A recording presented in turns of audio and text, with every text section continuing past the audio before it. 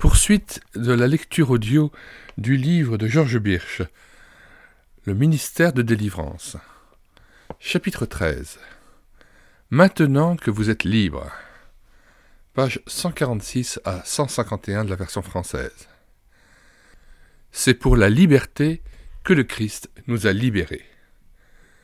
Tenez donc ferme et ne vous laissez pas de nouveau accabler par le joug de l'esclavage. Galates 5, verset 1.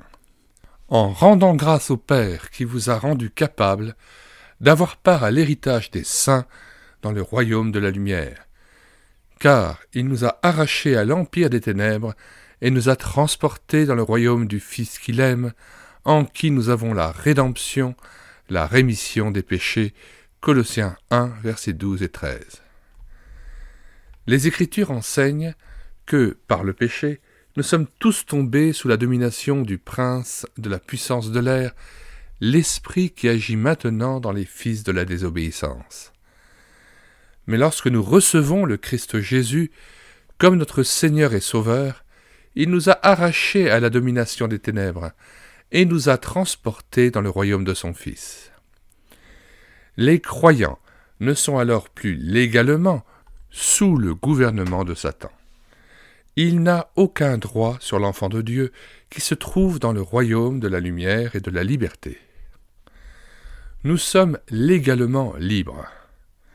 Cependant, à cause du péché, nous avons remarqué que Satan peut s'installer dans nos vies et qu'il le fait et qu'il nous rend esclaves. Bien entendu, ce n'est pas la volonté ni le plan de Dieu, et il a donné aux chrétiens l'autorité d'expulser ces puissances maléfiques au nom du Seigneur Jésus-Christ. Il se peut que vous ayez encore des combats à mener. C'est le cas de tous les chrétiens, mais l'ennemi est maintenant à l'extérieur. Vous êtes habilités et équipés par notre Seigneur, et la bataille est victorieuse car nous faisons confiance à notre Seigneur et Sauveur, Jésus-Christ. Il a déjà vaincu l'ennemi, et vous entrez dans les victoires que le Christ a déjà remportées. La même puissance qui a ressuscité le Christ d'entre les morts est à votre disposition. La même puissance qui a ressuscité le Christ d'entre les morts est à votre disposition. Cette puissance est non seulement à notre disposition, mais il nous fournit également une armure complète. Éphésiens 6, versets 10 à 18. Ainsi, habilités et armés, nous pouvons aller de l'avant en toute confiance, en nous appuyant sur le Christ, notre capitaine.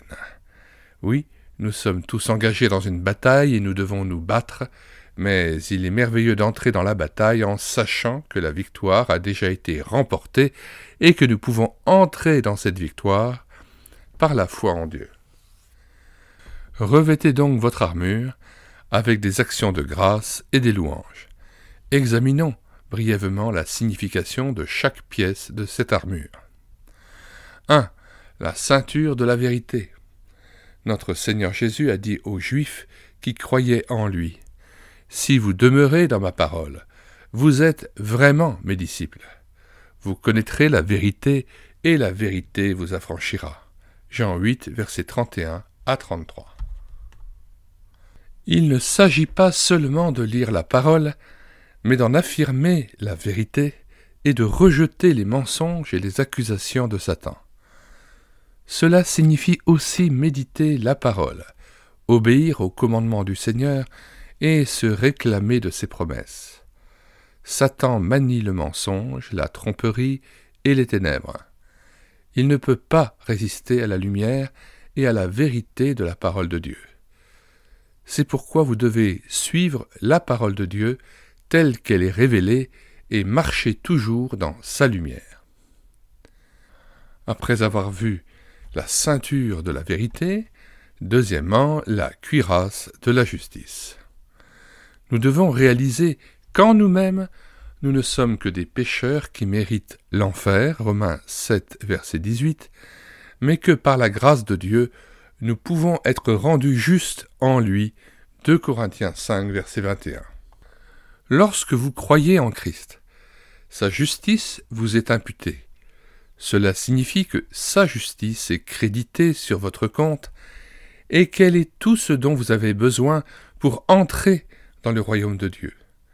C'est ce qui constitue votre cuirasse. Les accusations de Satan ne peuvent y pénétrer. Qui portera plainte contre les élus de Dieu? Dieu est celui qui justifie. Qui est celui qui condamne? C'est le Christ Jésus qui est mort, oui, plutôt qui est ressuscité, qui est à la droite de Dieu, qui intercède pour nous. Romains 8, versets 33-34. Cette justice ne nous est pas seulement imputée, elle nous est communiquée afin que nous puissions marcher dans l'esprit. Afin que la justice de la loi soit accomplie en nous, qui ne marchons pas selon la chair, mais selon l'esprit. Romains 8, verset 4. C'est votre cuirasse. Troisièmement, pour les chaussures, l'évangile de la paix. La paix de Dieu qui surpasse toute intelligence gardera vos cœurs et vos esprits dans le Christ Jésus. Philippiens 4, verset 7. Où que vous alliez, vos pieds sont chaussés de l'évangile de paix. Vous êtes en paix avec Dieu et vous en témoignerez. Vous avez aussi la paix de Dieu dans votre cœur qui gouvernera votre vie. Quatrièmement, le bouclier de la foi. Avec le bouclier de la foi, vous pourrez éteindre tous les traits enflammés du malin. Il est important de pouvoir reconnaître ces fléaux de l'ennemi. Il se présente sous la forme de doute, de crainte, d'accusation, de tentation, autant d'éléments que Satan tentera de communiquer à votre esprit. Dès que vous en reconnaissez la source, interposez le bouclier de la foi, une déclaration selon laquelle vous avez foi en Dieu et en sa vérité. Affirmez la vérité de Dieu, citez sa parole et rejetez tout ce qui vient de l'ennemi, aussi rusé soit-il. Cinquièmement, le casque du salut. C'est l'assurance du salut en Jésus-Christ, notre Seigneur. Satan aimerait contrôler l'esprit, le remplir de doutes et de craintes que vous n'êtes pas un enfant de Dieu. C'est pourquoi ce casque est très important. Notre Seigneur Jésus a dit « Mes brebis entendent ma voix, je les connais et elles me suivent. Je leur donne la vie éternelle et elles ne périront jamais, et personne ne les ravira de ma main. » Jean 10, verset 27, verset 28. Portez toujours ce casque. Tenez-vous fermement à la parole de Dieu concernant l'assurance de votre salut et louez-le pour ce don. 6. L'épée de l'esprit, la parole de Dieu. Car la parole de Dieu est vivante et agissante, plus tranchante qu'aucune épée à deux tranchants, pénétrante jusqu'à la division de l'âme et de l'esprit, des jointures et des moelles, et capable de juger les pensées et les intentions du cœur. Hébreux 4, verset 12. Lorsque Satan a tenté notre Seigneur, en disant « Si tu es le Fils de Dieu, ordonne à ces pierres qu'elles deviennent des pains. » Notre Seigneur avait jeûné pendant 40 jours. Il aurait pu faire ce miracle, mais il n'écoutait pas Satan.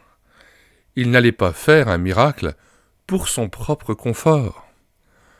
Au lieu de cela, il a utilisé l'épée de la parole contre Satan. Il est écrit que l'homme ne vivra pas seulement de pain, mais de toute parole qui sort de la bouche de Dieu. Matthieu 4, verset 4. Lors des 2 autres tentations dans le désert, le Christ a également utilisé les Écritures et a ainsi vaincu Satan de manière décisive. C'est une leçon pour nous. Satan ne peut pas s'opposer à la parole de Dieu. Lisez-la, mémorisez-la, citez-la. La parole de Dieu est une arme redoutable, apprenez à l'utiliser efficacement. 7. La prière et la requête.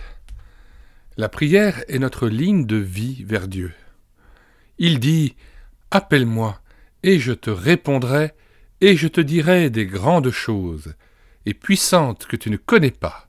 Jérémie 33, verset 3. La prière est la 7e pièce qui complète cette armure parfaite. La question qui se pose est la suivante. Et si je suis vaincu dans cette bataille ? 1 Jean 2, versets 1 et 2 indique clairement que vous n'êtes pas obligé de pécher. Nous lisons 1 Jean 2, versets 1 et 2. Mes petits enfants, je vous écris ces choses afin que vous ne péchiez point. Et si quelqu'un a péché, nous avons un avocat auprès du Père, Jésus-Christ le juste. Il est lui-même une victime expiatoire pour nos péchés, non seulement pour les nôtres, mais aussi pour ceux du monde entier. Retour au texte. Satan n'a plus aucun pouvoir légal dans votre vie, mais Dieu vous fournira toute la grâce dont vous avez besoin pour être victorieux. Si vous échouez et péchez, vous avez quelqu'un qui parle au Père pour vous défendre. Vous ne devez pas abandonner, mais vous devez vous humilier et admettre que, par vos propres forces, vous avez échoué, que, par votre propre raisonnement, vous êtes tombé, mais que le Seigneur Jésus-Christ a la victoire pour vous. Relève-toi et fais confiance au Seigneur pour la victoire. La plupart du temps, nous perdons la victoire parce que nous nous confions en nous-mêmes, que nous sommes trop sûrs de nous et que nous nous fions aux armes charnelles de la chair. La Bible dit « Car les armes de notre combat ne sont pas charnelles, mais divinement puissantes pour détruire les forteresses. » 2 Corinthiens 10, verset 4. Et quelles sont ces armes ? Il s'agit de l'armure complète de Dieu dont nous venons de parler. Notre foi doit être en Dieu et non en nous-mêmes. Voici une parole réconfortante. Aucune tentation ne vous est survenue qui n'ait été humaine, et Dieu, qui est fidèle, ne permettra pas que vous soyez tentés au-delà de vos forces. Mais avec la tentation, il préparera aussi le moyen d'en sortir afin que vous puissiez la supporter. Qui nous séparera de l'amour de Christ ? Les difficultés, les épreuves, les persécutions, la famine, la nudité, le danger ou l'épée ? Comme il est écrit, « À cause de toi, nous affrontons la mort tout au long du jour. Nous sommes considérés comme des moutons à abattre. » Non, dans tous ces domaines, nous sommes plus que vainqueurs par celui qui nous aime. Car j'ai l'intime conviction que ni la mort, ni la vie, ni les anges, ni les démons, ni le présent, ni l'avenir, ni aucune puissance, ni la hauteur, ni la profondeur, ni rien de ce qui existe dans toute la création ne pourra nous séparer de l'amour de Dieu qui est dans le Christ Jésus notre Seigneur. Romains 8, versets 35 à 39. Revêtez l'armure complète de Dieu afin de pouvoir résister aux manœuvres du diable. Il s'agit d'une bataille.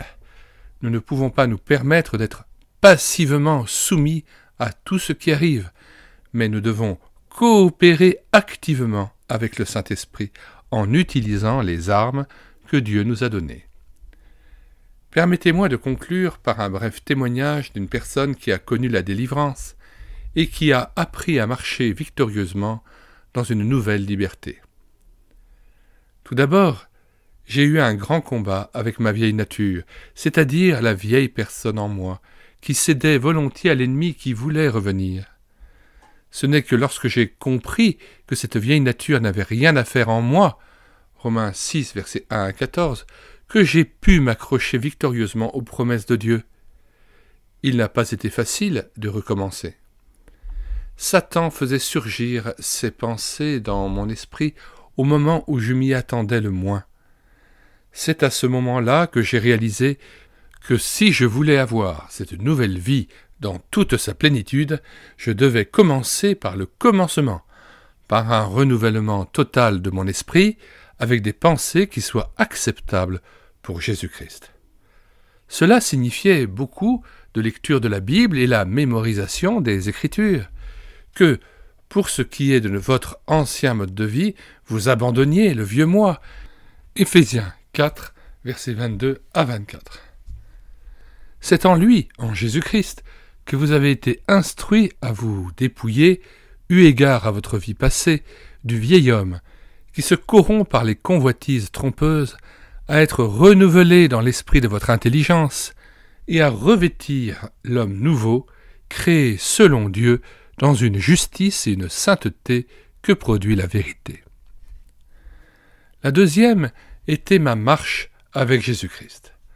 Avec toutes les choses à faire, j'oubliais de passer du temps avec Dieu.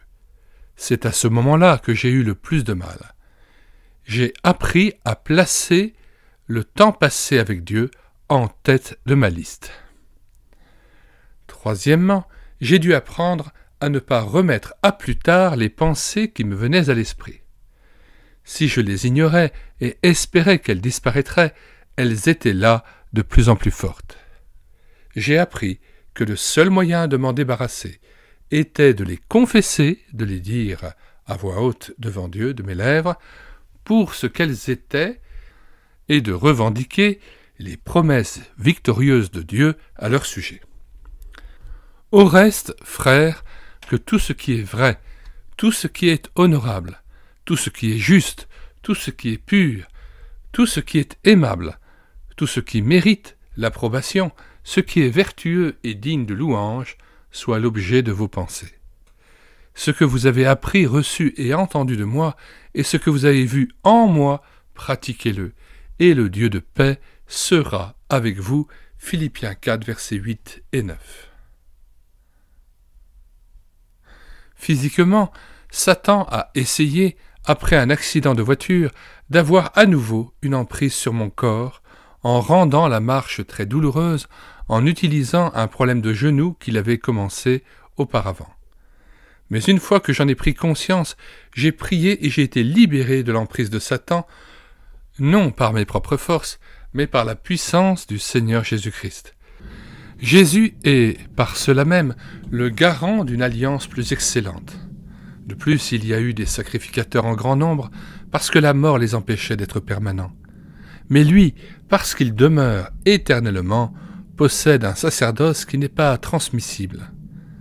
C'est aussi pour cela qu'il peut sauver parfaitement ceux qui s'approchent de Dieu par lui, étant toujours vivant pour intercéder en leur faveur. Hébreux 7, versets 22 à 25. Enfin, permettez-moi de vous encourager à être centré sur le Christ, et non sur les démons. Lorsque vous vous réveillez le matin, ne commencez pas à chercher des démons à combattre, mais regardez plutôt vers le haut, et louez Dieu d'être plus que vainqueur en Jésus-Christ, votre Seigneur. Soyez positif, car vous êtes un enfant de lumière.